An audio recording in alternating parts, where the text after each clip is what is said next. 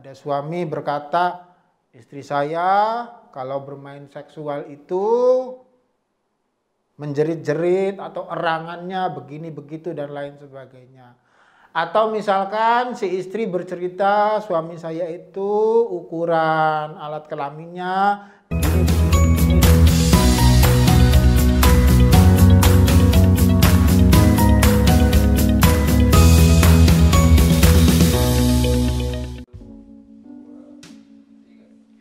Assalamualaikum warahmatullahi wabarakatuh. What's up guys? Kembali lagi berjumpa dengan saya Ustadz Guys dalam episode Maljum atau Malam Jumat bersama Ustadz Guys. Seperti biasa saya akan membahas atau menjawab beberapa pertanyaan-pertanyaan terkait dengan relasi hubungan suami istri di dalam keluarga yang sudah dilayangkan oleh beberapa surtijen kepada redaksi Bincang Syariah. Nah, pada kesempatan kali ini kita akan membahas hukum bagaimana ketika suami atau istri itu menceritakan perihal hubungan seksualnya. Jadi gini guys, Rasulullah SAW itu sudah pernah menyatakan bahwa kelak nanti di hari kiamat itu ada sekelompok orang yang tampilannya itu paling jelek.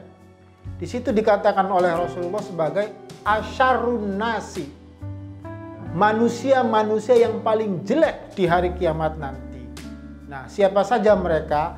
Mereka itu adalah suami yang menyetubuhi istrinya, kemudian istri yang disetubuhi oleh suaminya, dan kemudian sesudah itu si suami menceritakan rahasia-rahasia istrinya, dan si istri itu juga menceritakan rahasia-rahasia suaminya. Rahasia yang dimaksud tentu saja itu adalah rahasia-rahasia yang berkaitan dengan seputar aktivitas seksualnya. Maaf, seperti misalkan contoh, ada suami berkata, istri saya kalau bermain seksual itu menjerit-jerit atau erangannya begini begitu dan lain sebagainya. Atau misalkan si istri bercerita, suami saya itu ukuran alat kelaminnya begini dan lain sebagainya. Memang cerita-cerita semacam itu ataupun obrolan-obrolan semacam itu kalau di tongkrongan itu sangat menarik sekali. Karena apa? Akan menimbulkan rasa penasaran ataupun kepo daripada orang-orang yang mendengarkan cerita tersebut. Tetapi di situ sudah dinyatakan oleh Rasulullah bahwa hal tersebut tidak diperbolehkan. Nah, tentu saja jadi di dalam hukum Islam itu tidak ada sesuatu yang sifatnya itu saklek. Tidak ada sesuatu yang sifatnya itu tidak bisa berubah. Nah, kalau dalam kondisi tertentu menceritakan tentang rahasia-rahasia hubungan seksual itu juga diperbolehkan kalau misalkan di situ ada unsur kemaslahatannya. Contoh misalkan curhat ke dokter atau ke seksolog, maka itu boleh atau kita dihalalkan untuk menceritakan rahasia-rahasia kita seputar urusan seksual dengan suami ataupun dengan istri kita.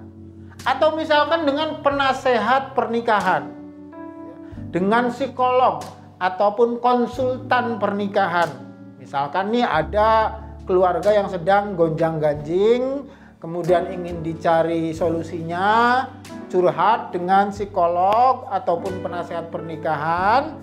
Nah, maka ketika misalkan dirasa perlu untuk menceritakan tentang hal-hal berkaitan dengan hubungan seksual, maka itu hukumnya boleh-boleh saja. Karena apa? Karena di situ ditemukan adanya kemaslahatan dalam menceritakan itu.